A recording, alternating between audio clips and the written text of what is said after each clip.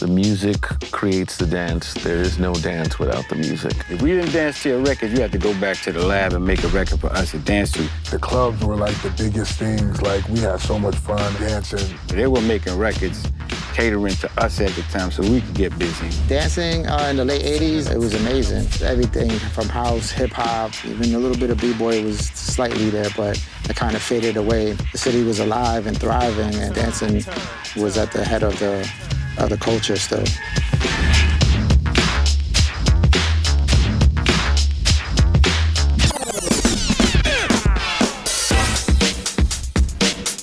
The b-boying was a golden era of dance. There was a bunch of crews that helped pave the way for us in the poppin' era. New York City Breakers, definitely. The LA Breakers, somebody like Poppin' Pete, Skeeter Rabbit. The Electric Boogaloos were the hottest back then, too. We called prior to '86 like the Beat Street era, where it was what's considered now as old school. You had breaking, popping, and locking. Those were the most popular forms of the dance featured in movies. Style Wars and Wild Style was the first time I saw breakdancing in the film, and Wild Style came out in 1983. Flashdance, when they were breakdancing on the street and the kids were boogieing on the street, which was really dope and not seen at all. Around that time period, you could only see popping, breaking in person. We sitting in the movie theater watching Flashdance because it was about dance, so mad people were talking about it. And then they were walking down the street, or they were in Central Park or some park in New York, and all you heard was, "Watch me now, feel the groove." Jimmy Castor Bunch. It was like, "We're gonna make it move, it just begun." And they hit that break, and they was just getting it. And my favorite cat out of Rocksteady crew back then and to this day is Normski. The illest, one of the illest pop blockers. His swag, everything about him was just fly. This Puerto Rican cat was bananas. And he was that dude. And all of these cats were in this movie, and they showed the moonwalk in the movie. My boy grabbed the umbrella and he did his moonwalk glide, and the movie Flashdance really took the dancing part of hip-hop culture and made it global, and it was respected after that because it was in this pop phenomenon, cult classic film.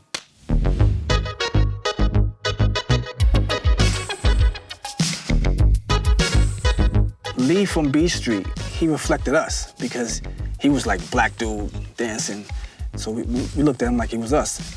And he was nice, but in the movie, they show him when he was doing a rehearsal with the lady, with the ballet, he was getting busy there.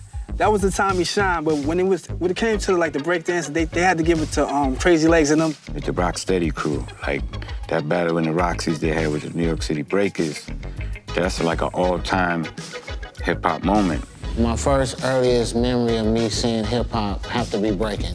Seeing Ozone, Turbo, just that whole culture on TV, what I was experiencing in South Central LA, it drew me in. That was the first movie to really impact me on hip-hop dancing. Turbo was super nice. So Turbo was just a master to us. When he was outside the liquor store and he was cleaning up, and then he had, and then the broom was floating, I thought it was magic. He looks like a real robot. The way he was moving, popping, and locking, oh my God. That movie was dope. Seeing Curtis Blow, Run DMC, and that whole era, it was like they brought a culture from the neighborhood to TV. And then after those movies dropped, the dance became over-commercialized.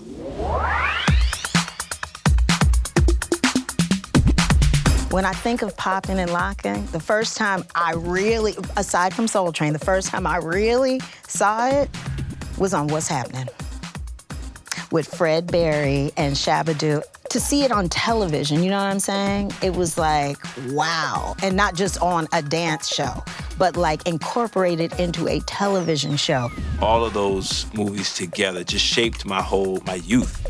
I watched those, watched Lee and B Street, and just, I was like, man, it just, and watching the Rock Steady battle, watching Guriaki, Buck 4, Crazy Legs, Mr. Wiggles, like all those dudes, man, I could go see them in the Bronx, up close and personal, go home, practice, try to do what they do, and that's what started it for me. You saw, breaking or popping in, every commercial, multiple movies, TV shows like Fame and Solid Gold, and then it was treated as a fad. And as with all fads, they die.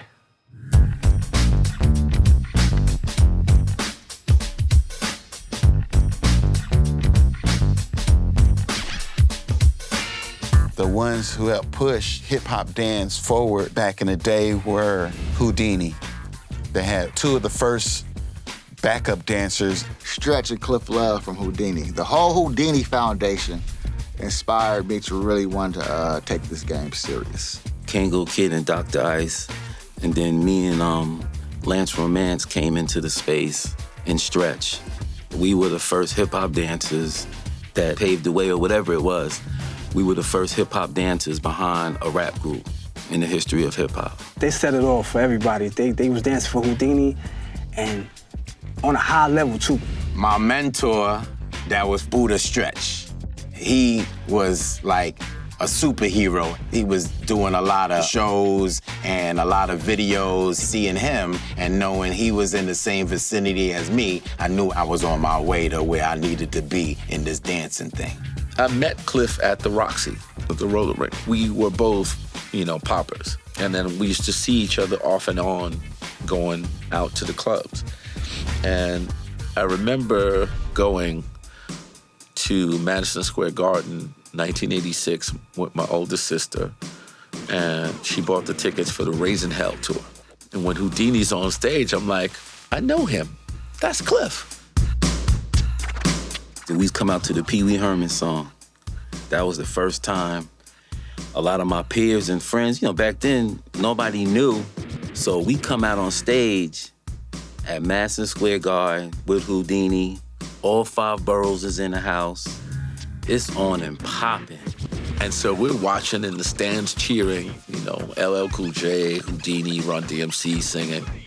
And then afterwards, I think it was a couple of months after that, Cliff came to Union Square and he saw me dancing on the stage and he was like, Stretch, what up? And I was like, yo, you wanna go on tour? He was like, hell yeah. So I was like, yo, come meet the fellas. It's all good, they gonna love you. So it was me, Stretch, and Lance Romance, and then Lance stopped dancing. He went off and got on his business hustle, and then me and Stretch got together, worked on routines, and just had a lot of fun together. Ecstasy. Ecstasy. Jalil. Grandmaster D. Cliff Love. Stretch. We just started doing all the new Whodini music videos, and we started traveling the world together, traveling the country together, and getting busy. Once me and Cliff started to getting our choreography in tune with what Jalil and them already had, and then building some new stuff. And once we started performing every night, it was crazy. And all of the other groups watched Whodini to learn how to put on a show. We toured with, again, Eric B. and Rakim, Public Enemy, LL Cool J, Jazzy Jeff and the Fresh Prince, Heavy D, Ducky Fresh, MC Hammer, Too Short, Roxanne Shante. They were all on tour with us. And none of them can say that they didn't learn from Whodini, because Whodini tore that show down. I literally watched the dance go across country. When we did that first run and we got to the West Coast and came at, and then when we came back that second run on the tour, I could already see the dance had grown. People are doing what we were doing. And I'm like, wow. So I know that that show with Whodini is what inspired the dance to grow into what it became. Yo, man, give me that microphone and sit down, cause a brother like me is known to get down. So get up on the rhyme and you'll find it's designed to give sight to the blind and enlighten the mind. Ooh, the first backup dancer that I ever saw had to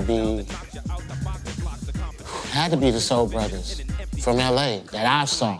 that I thought was incredible. When I first saw them and I was like, they from LA?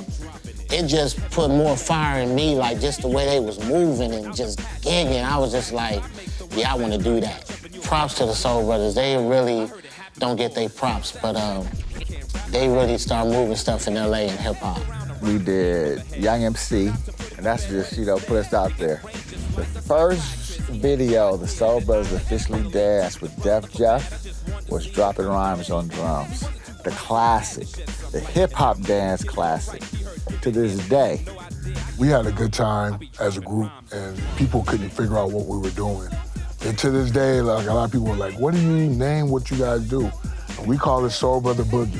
The hip-hop dance took the breakdancing up off the floor and took it more of a format where you was just on top of the floor b-boying. It was about who had more style, who had more finesse, who could look the coolest. That was hip-hop dancing.